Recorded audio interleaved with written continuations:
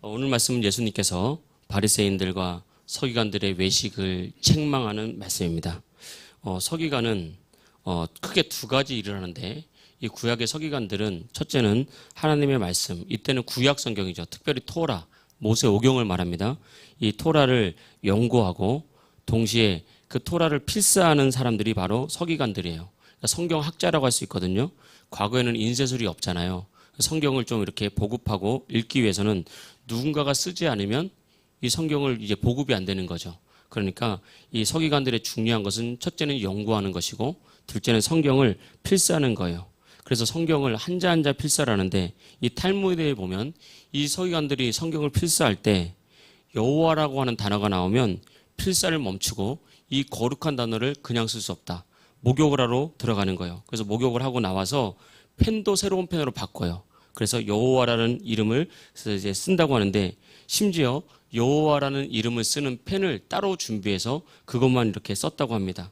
또 여호와라는 단어를 쓰다가 실수로 필사를 계속하니까 틀릴 수가 있잖아요. 그럼 그것만 지우고 쓰는 것이 아니라 그 장 전체를, 그 페이지 전체를 버리고 처음부터 다시 쓰는 것입니다. 그만큼 이렇게 필사할 때 최선을 다하고 주의를 기울였죠. 저 자료를 찾아보니까 구약에 여호와라는 단어만 6,800번이 나온대요. 그러니까 구약을 필사할 때 적어도 6,800번은 목욕을 해야 되는 것입니다. 그 여호와라는 이름 자체가 거룩하게 인식을 하다 보니까 쓸 때는 여호와라고 썼지만 읽을 때는 우리가 죄인된 우리가 여호와라고 함부로 하나님의 이름을 부를 수 없다. 그러면서 쓸 때는 여호와라고 썼지만 읽을 때는 나의 주님 아도나이 이렇게 읽었다고요.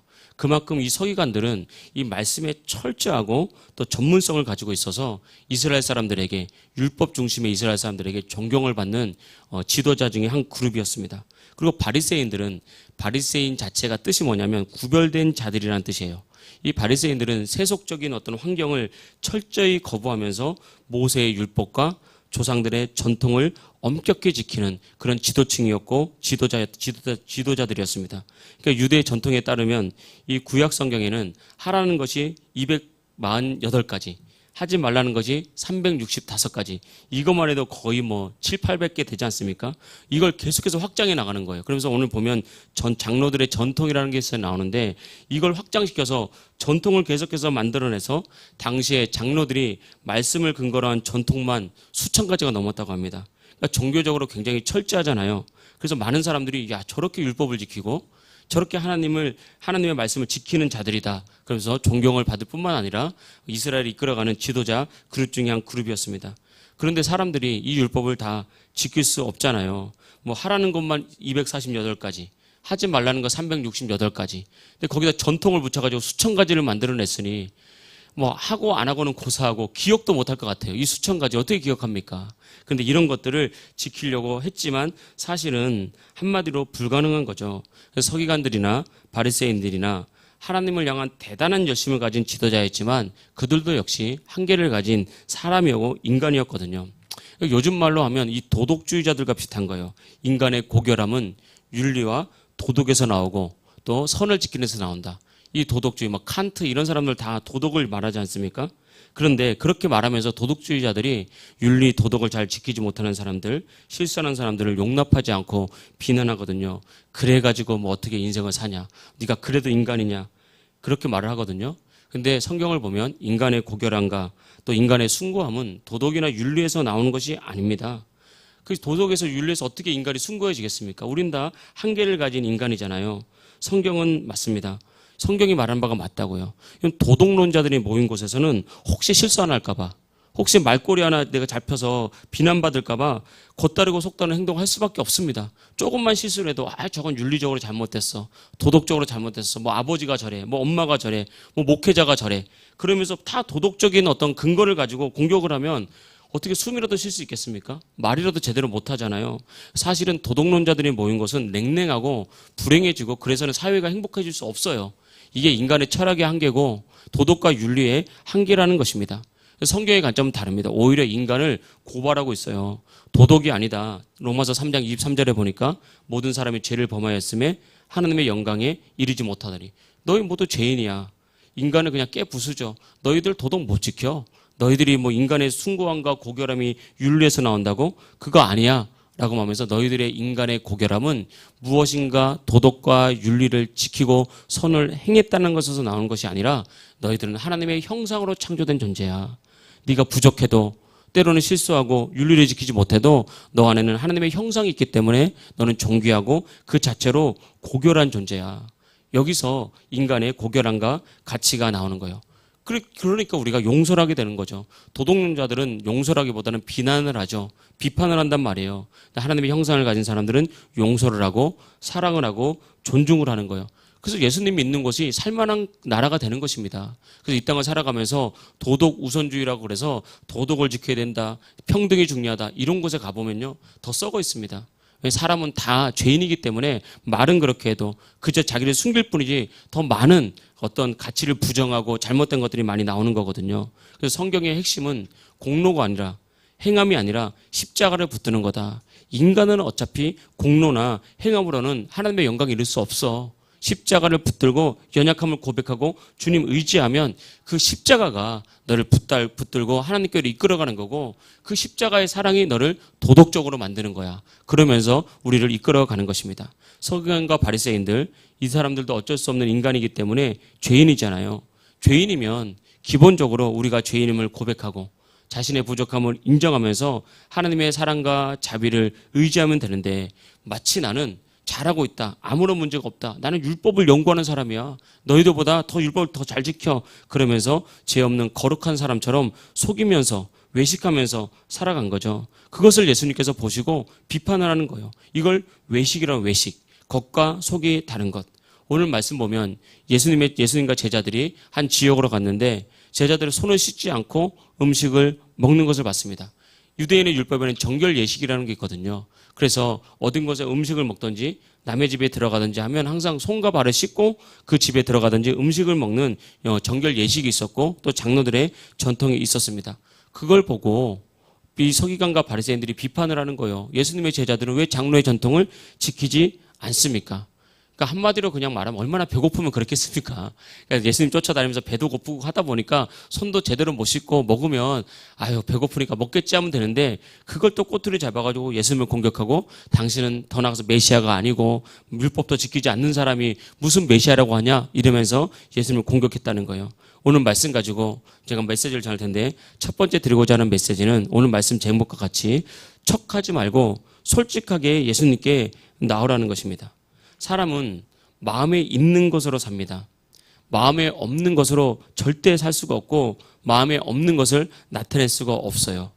그래서 신앙의 핵심 중에 하나는 하나님을 사랑하는 거예요. 어찌 보면 가장 중요한 거죠. 우리는 사랑하는 만큼 예배할 수 있고 사랑하는 만큼 섬길 수 있고 사랑하는 만큼 기뻐할 수 있어요. 내가 하나님을 사랑하는 것보다 더 많이 사랑할 수 없고 더 많이 기뻐할 수 없고 더 많이 섬길 수 없는 거죠. 그래서 성경은 사랑을 계속해서 중요하게 말하면서 하나님의 사랑을 먼저 받고 너희도 그 사랑으로 행하고 또 나를 사랑하라 주님께서 말하거든요. 이 사랑의 특징은 한계가 없는 거죠. 사랑의 특징은 한계가 없습니다. 이미 말씀드렸잖아요. 이 제자들 씻지 않고 먹었잖아요. 그럼 얼마나 배고플까? 사랑하면 그렇게 보인다는 거예요. 저도 가끔 이렇게 처갓집에 가서 밥을 먹잖아요. 사위사랑은 장모사랑이라고. 자꾸 먹으래요, 더. 밥을 이만큼 줬는데 또 먹으래요. 또 먹고 나면 또 먹으래요. 그래 여기까지 올라와가지고 이제 숨도 못 쉬겠는데 이제는 밥 다 먹었으니까 또 과일 먹으래요. 과일을 계속 깎아서. 괴로워요, 괴로워. 그런데 그게 마음은 괴롭죠. 행복하죠. 어디 가서 그런 대접을 받겠습니까? 사랑하는 거죠. 사랑하니까 사이가 배가 터지든지 상관없이 일단은 맛있는 거 많이 먹고 보라는 거죠. 누군가 여러분 주위에서 많이 먹어라 그러면 그냥 감사하십시오. 사랑으로 그렇게 받아들이면 돼요. 이게 사랑이거든요. 고린도전서 13장에 보면 이런 말씀이 있습니다. 사랑은 모든 것을 참으며 모든 것을 믿으며 모든 것을 바라며 모든 것을 견디느니라. 사실 사람은 이렇게 할 수 없거든요. 우리가 어떻게 모든 것을 참습니까? 우리가 모든 것을 믿을 수 있습니까? 모든 것을 바라고 견딜 수 없는 것이 사람이에요. 그런데 사랑하면 이게 된다는 겁니다. 사랑하면 모든 것을 참을 수 있고 모든 것을 믿을 수 있고 바라보고 견딜 수 있는 거예요. 제가 이제 아들이 군대 가니까 새로운 또 이제 정보들이 들어오잖아요. 엄마들이 참 대단하더라고요. 엄마들이 아들 보고 울고 뭐 날마다 문자 보지도 못하는 문자를 맨날 보내고 그러면서 주말에 전화가 한 번 오는데 새로운 용어 통신 보약이라 그러더라고요. 전화가 오는 거 이제 군대에서는 뭐 통신병 뭐 그러거든요. 전화가 오면 통신 보약 한 채 먹었다 막 이러면서 너무 기쁘고 힘이 난다. 눈물 씻고 오늘 밤 맛있게 먹었다. 제가 그걸 보면서 야 엄마들이 이렇게까지 하는구나. 저희 집을 보면은 저희 집은 뭐 사랑이 없는 것 같아. 그냥 뭐 알아서 하겠지. 정신 똑바로 차리고 열심히 해라. 그러니까 근데 그런 표현을 막 쓰더라고요. 그러면서 야 사랑하니까 끊임없이 그렇게 하는구나. 그러면서 그런 생각도 하고요. 또 재밌는 생각이 나더라고요. 사랑하면 누가 제일 잘생겼죠? 사랑하면 내가 사랑하는 사람 제일 잘생겼어요. 어느 날 민원한 집사님이 그러더라고요. 목사님 우리 신랑 잘생겼죠? 그래서 야 정신 차려라. 그런데 그 맞는 말이에요. 사랑하니까 제일 잘생긴 거죠. 얼마나 멋있습니까? 듬직하고 멋있잖아요. 사랑하면 제일 멋있고 사랑하면 제일 잘생기고 사랑하면 또 동시에 나의 솔직한 모습까지 다 보일 수 있는 거죠. 근데 가면을 쓰면 그 기쁨이 사라집니다. 가면을 쓰면 그 은혜가 사라지고 가면을 쓰면 성장할 수가 없어요. 그냥 척하는 거죠. 사랑하는 척하면 진짜 사랑이 안 되는 거예요. 은혜 받은 척하고 또 내가 아는 척하고 이러면 성장할 수 없고 변화될 수 없는 것입니다. 근데 바리새인과 서기관들이 이렇게 살았다고요. 다 율법을 지키지 못하잖아요. 어떻게 율법을 다 지키겠습니까? 노력할 뿐이지. 그러면 하나님 난 노력하는데 잘 안 됩니다. 은혜 주세요. 그러면 되는데 나는 다 지키는 척, 나는 문제 없는 척, 나는 주님을 잘 섬기는 척하면서 죄인들을 비판하고 정죄하는 그런 모습을 갖고 있는 거예요. 겉과 속이 다른 거죠. 표리부동한 것입니다. 겉은 꾸미고 아름다운 척하지만 고상한 척하지만 속은 다 썩어가는 거죠. 이게 외식입니다. 하나님께서 예수님께서 그것을 보면서 잘못됐다 책망하고 있잖아요. 근데 바리새인들과 서기관들은 고집이 있어요. 예수님이 책망을 들어도 그래 맞아 인정하지 않고 그냥 자기 길을 계속 가는 거죠. 그래서 우리가 신앙의 성장과 은혜를 방해하는 것 두 가지를 말해보면 첫째는 고집입니다. 고집. 생각이 너무 센 거예요. 고집은. 자기 생각을 버리지 않는 거예요. 하나님께서 말씀을 주시고 은혜를 주셔도 현실은 다르다라고 생각하면서 그냥 현실만 붙잡고 가는 거죠. 살다 보면 우리가 겉으로는 막 세 보이고 겉으로는 고집이 막 세 보이고 막 이런 사람이 있거든요. 근데 그래도 말씀 앞에 나오면 말씀이 오면 회개하고 돌이키고 순종하는 사람들이 있어요. 그것은 겸손한 사람들입니다. 깨질 줄 아는 사람. 하나님께서는 반드시 그런 인생을 세우시고 복 주십니다. 그런데 우리가 겉으로 보면 착하고 순하고 잘 웃고 그런 것 같아도 자기 생각으로 똘똘 뭉친 사람이 있거든요. 이게 성경에서 말하는 완악한 사람, 고집이 센 사람을 말하는 거예요. 고집을 깨지지 않으면 겉으로 막 웃는다고 해도 순한 것 같아도 세상 천상 사람 좋아도 고집이 세고 자기 생각에 똘똘 뭉쳐 있으면 순종 못합니다. 은혜를 주셔도 역사하지 않아요. 왜냐하면 고집이 그 은혜를 막는 거예요. 말씀을 들어도 역사가 없습니다. 고집이 막는 거예요. 그러니까 내가 내 인생을 결정한다는 것을 몰라요. 우리는 하나님이 나를 자꾸 결정한다고 생각하는데 하나님은 복을 주셨습니다. 내가 어떤 생각을 하느냐, 내가 얼마나 나를 깨고 하나님을 붙드냐에 따라서 우리 인생이 달라지는 것입니다. 그래서 반드시 우리의 고집을 버려야 돼요. 특별히 하나님 앞에 나와서 하나님 앞에 자존심 세우지 마십시오. 하나님 앞에 자존심 세우지 말고 고집 세우지 말고 은혜 붙잡아야 됩니다. 그래야 말씀이 역사하고 하나님의 도움이 나타날 줄 믿습니다.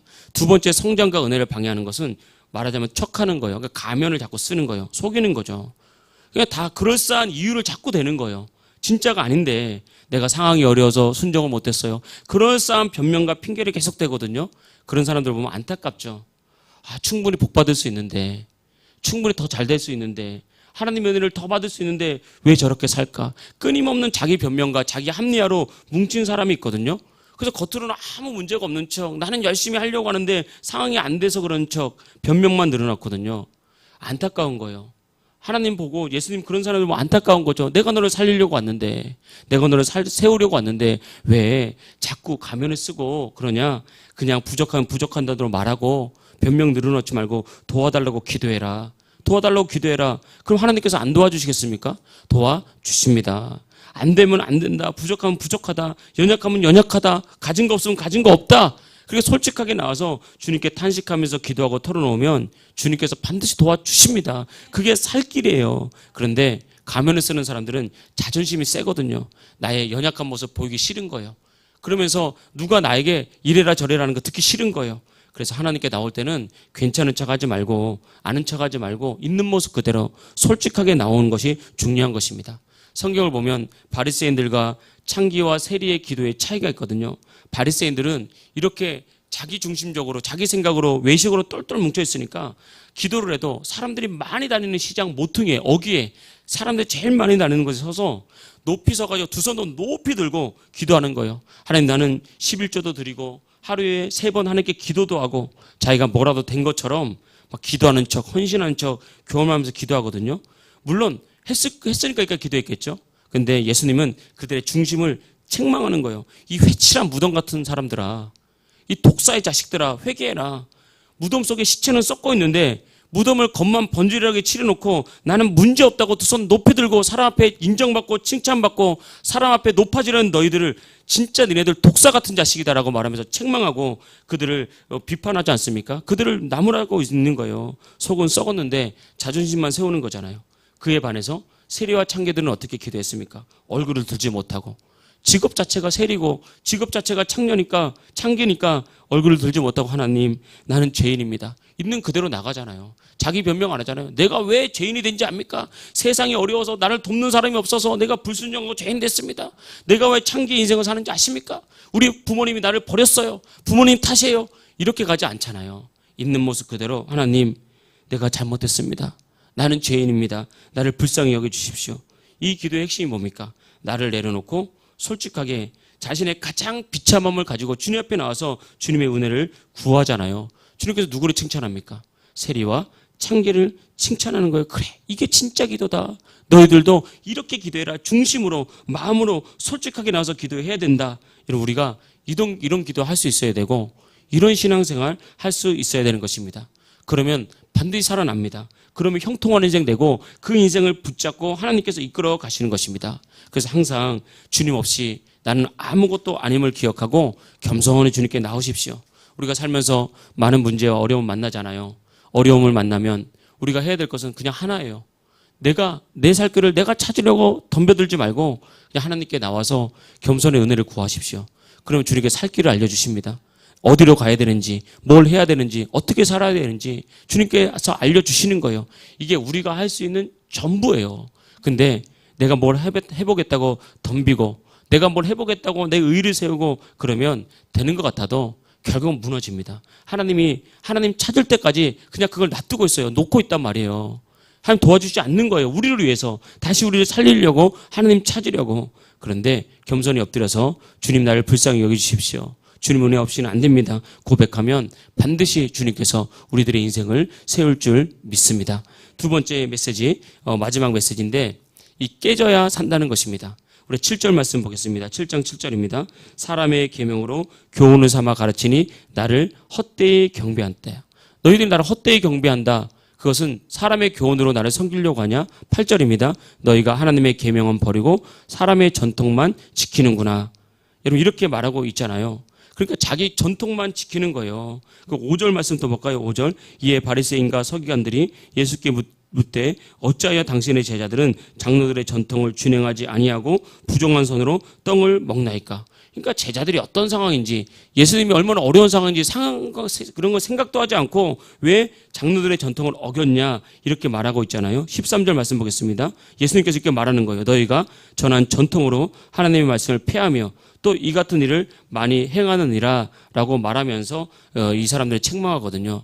여기서 말하는 장로들의 전통을 지금으로 말하자면 주변 환경이나 아니면 내 성장 배경이나 사회에서 물려받은 자기 신념과 사고방식을 말하는 거예요. 사회에서 얻은 것들, 주변 사람들이 계속해서 말하는 것들이 있거든요. 사람은 주변 사람들이 말하는 것에 따라서 생각이 형성이 됩니다. 이게 무서운 거예요. 우리가 말씀을 듣고 끝나면 안 되고 말씀을 묵상하고 마음에 품고 그 말씀을 계속해서 반복해야 되는 이유는 그럴 때 비로소 이 말씀이 나의 사고방식이 되는 거예요. 그래서 우리가 항상 우리의 전통, 사회적 신념, 나의 신념, 주변 사람들이 말하는 어떤 환경들, 아니면 나의 성장 배경을 통해서 사회 속에서 만들어진 물려받은 신념들, 이런 것을 반드시 깨야 됩니다. 나를 깨야 된다는 건 반드시 이런 거거든요. 이런 걸 깨야 하나님께서 역사하는 거예요. 그래서 신앙생활의 핵심 첫 번째가 하나님을 사랑하는 거라면 두 번째는 나를 깨는 거예요. 내가 가지고 있는 사고방식, 특별히 말씀과 다른 사고방식과 하나님의 말씀과 다른 신념을 내가 깨면서 내가 십자가에 죽었다라고 받아들이는 것입니다. 누가 기도합니까? 기도하면 응답이 있잖아요. 기도하면 반드시 축복이 있습니다. 우리가 응답받지 못하는 것은 기도하지 않았기 때문이라 그랬어요. 여러분, 우리가 사업이 막 잘 되기를 원합니까? 충분히 기도하십시오. 됩니다. 역사하십니다. 왜냐하면 기도하면 응답 주시기 때문에. 자녀가 잘 되기를 원합니까? 기도해야 된다니까요. 자녀 이름을 부르면서 안타깝게 이거 기도하면 응답하시는데 기도를 안 하고 자꾸 인간적인 방법을 쓰니까 변화되지 않는 것입니다. 인생이 다 그런 거예요. 학생들, 청년들 진로를 열어갈 때 내 힘으로 노력하고 애쓰고 거기서 멈추면 안 돼요. 기도해야 마지막 하나를 주님께 열어주신다니까요. 내가 풀어도 되지 않은 마지막 1%. 어떤 사람은 풀어도 안 되는 마지막 10%. 인생에 그런 그것도 있거든요. 어떻게 풉니까? 내가 풀어도 안 풀리는데 열려고 해도 안 열리는데 어떻게 열죠? 마지막 안 풀리는 1% 하나님께 있다고요. 기도해서 응답받으면 그게 풀리는 거예요. 누가 기도합니까? 나는 할 수 없고 하나님께 도와주셔야 된다. 자아를 깬 사람이 기도하고 응답받는 거예요. 누가 예배합니까?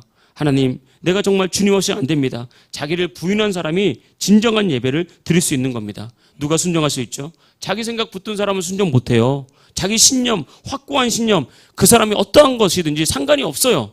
그래서 여러분, 항상 우리 교회는, 우리 믿음은 말씀 앞에 근거를 둬야 되는 거예요. 어떤 사회적 신념이 이런 건 상관이 없다고요. 이게 바로 말씀 앞에 신념을 두고 살아가면 반드시 우리가 승리하고 이기게 되고 하나님 반드시 역사하는 것입니다. 성경을 보면 성경은 말하고 있어요. 내가 곧 길이요 진리요 생명이라고 했습니다. 근데 우리가 이 땅을 살아가면서 참 어디로 가야 될지 모를 때가 많죠. 빛이 비치지 않아서 어떻게 선택해야 될지 모를 때가 많죠. 그때 많은 그리스도인들이 말씀을 선택하지 않는다고요. 주님께서 길을 보여주셨다니까요. 내가 곧 길이요 진리요 생명이라고 했잖아요. 주의 말씀은 내 발의 등이요 내 길의 빛이라고 했잖아요. 이미 길을 보여주셨습니다. 내가 길이 보이지 않는 것은 말씀을 통해서 길을 보지 않고 내 생각을 통해서 사회에서 말하는 것을 통해서 사회 환경을 통해서 길을 보니까 길이 안 보이는 거예요. 그래서 방황하는 것입니다. 길이 안 보일 때는 다 접고 말씀을 펴십시오. 신약 성경을 읽으세요. 신약 성경을. 그래서 말씀 펴고 마태, 마가, 누가 요한 보면 요한복음 막 예수님이 가는 곳마다 열리고 되어지고 풀어지거든요. 그게 길이잖아요. 막히는 것이 없는 것이 길이잖아요. 아, 예수님 따라가면 되는구나.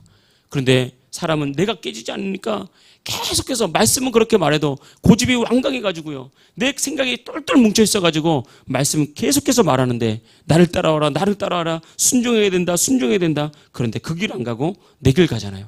그러니까 길이 안 보이는 거예요. 여러분 그렇게 평생 가보십시오. 길이 열리나. 안 열립니다.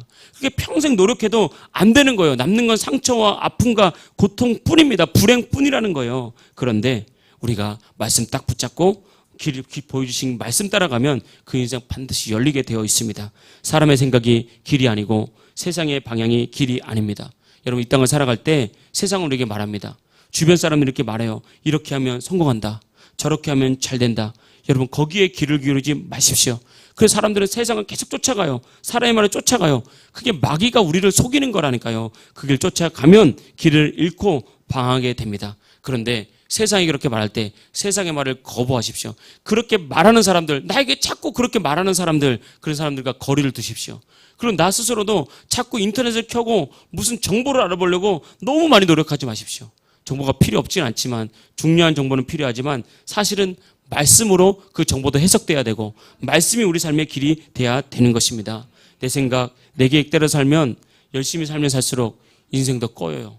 열심히 살수록 더 어렵습니다.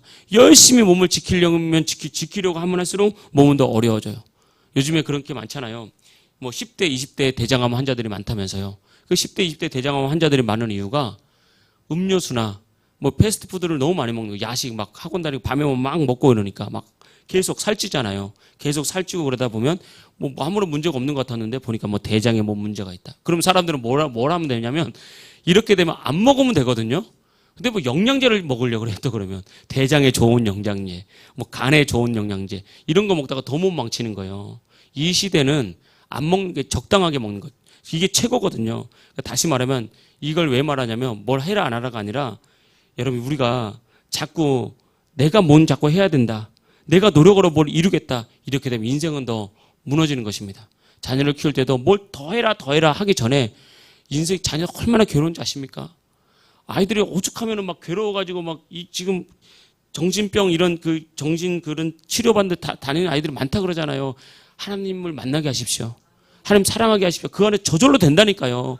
하나님께서 하시는 겁니다. 그걸 해야지 다른 걸 찾아가면 안 되는 거예요. 그래서 말씀이 진리니까 말씀이 우리를 살립니다. 말씀이 생명이니까 말씀이 여러분을 번성케 합니다. 아무리 어려운 세상이라도 말씀 붙잡고 말씀 따라가면 말씀이 여러분의 인생을 방황하지 않게 만들고 여러분의 인생을 세울 줄 믿습니다. 그런데 내가 살아있으면 우리의 생각이 딱 바뀌어요. 그건 말씀이고 현실은 다르다. 그렇지 않습니다. 그 생각 때문에 우리 인생이 안 되는 거예요. 말씀은 말씀이고 현실은 다르다는 그 생각 때문에, 그 고집 때문에 승리와 번성이 막히는 것입니다. 사람들은 실패와 성공이 자꾸 외부에 있다고 생각하거든요. 그래서 행복을 돈에서 찾고, 행복을 환경에서 찾고, 하는 일이 잘 되면 행복하고, 공부를 잘하면 행복할 거라고 생각하면서 자꾸 나의 밖에서, 외부에서 행복을 찾습니다. 그러나 행복도 불행도 여러분의 마음 안에 있는 거예요. 실패도 마음 안에 있고 성공도 마음 안에 있는 것입니다. 16절 말씀 보겠습니다. 16절, 7장 16절. 사람 안에서 나오는 것이 사람을 더럽게 하느니라. 그러니까 더러운 것이 있으면 더러워진다는 거예요. 깨끗한 것이 있으면 깨끗해진다는 것입니다. 믿음이 있으면 행복이 나옵니다. 승리가 나옵니다. 근데 불신앙이 있잖아요. 계속 불행이 나오고 실패가 나오고 불평이 나오고 원망이 나오는 거예요. 내가 자꾸 원망하고 불평하고 내가 자꾸 실패를 생각하게 되고 내가 우울해지고 내가 막 처져 있다면 그건 환경이 나빠서 그런 게 아니라 여러분 마음 안에 불신앙이 있기 때문에 그런 거예요. 우리 안에 하나님이 역사하지 않기 때문에 그런 것입니다. 그러나 최악의 상황을 만나도 내 안에 하나님이 있으면 여호와는 나의 목자시니 내가 부족함이 없습니다라고 고백하고 일어나게 되는 것입니다. 믿습니까? 믿으시길 축복합니다. 그래서 여러분 부정적인 마음과 원망과 불평은 인생을 부정적으로 만들게 됩니다. 아무리 많은 것을 가져도 행복하지 못하게 만들고 또 그것을 가지지도 못하게 만들어요. 그러나 긍정적인 마음 가지고 꿈을 꾸고 감사하고 찬송하면 그 인생은 반드시 세워지게 되는 거예요. 그래서 하나님은 이미 여러분에게 복을 주셨습니다. 이미 길을 주셨어요. 말씀을 통해서 살아갈 방법, 치유받을 방법, 형통할 방법, 승리할 방법 다 주셨다고요. 그러니까 지금부터는 생각하십시오. 하나님께서 나에게 복을 이미 주셨으니 이제 내가 무엇을 선택하느냐, 내가 무엇을 결정하느냐, 내가 말씀을 따라가느냐 따라가지 않느냐. 인생의 형통과 번성은 나에게 달려있다. 나에게. 가정을 세우고 싶습니까? 여러분이 믿음 안에 서야 됩니다. 자녀를 세우고 싶습니까? 여러분이 믿음 안에 서야 됩니다. 우리 교회를 믿음으로 세우고 싶다면 우리가 자꾸 환경 따라가는 것이 아니라 믿음 안에 굳게 서서 성령 충만하고 주님 은혜 가운데 있으면 반드시 다 세워지게 되어 있습니다. 할렐루야. 그래서 반드시 내 생각 버리고 내 자아 버리고 예수님을 우리 마음의 주인으로 모셔드리면 예수님께서 여러분의 인생을 세우실 줄 믿습니다. 항상 우리가 하나님 앞에 나올 때 솔직하게 나는 문제없는 척 잘하는 척 그렇게 하지 말고 솔직하게 나오고 또 하나님께 나올 때는 나의 부족함을 그대로 인정하면서 하나님 나는 주님 없이는 안 돼요 라고 고백하고 자꾸 그럴싸한 변명 들이대면서 아무 문제 없는 척 하지 말고 하나님 나 연약합니다. 그냥 불순종했습니다. 용서해 주십시오. 은혜 주십시오. 이렇게 나갈 때 하나님께서 은혜 주시고 우리들의 인생을 반드시 세울 줄 믿습니다. 이런 애가 저와 여러분에게 있기를 주의 이름으로 축복합니다.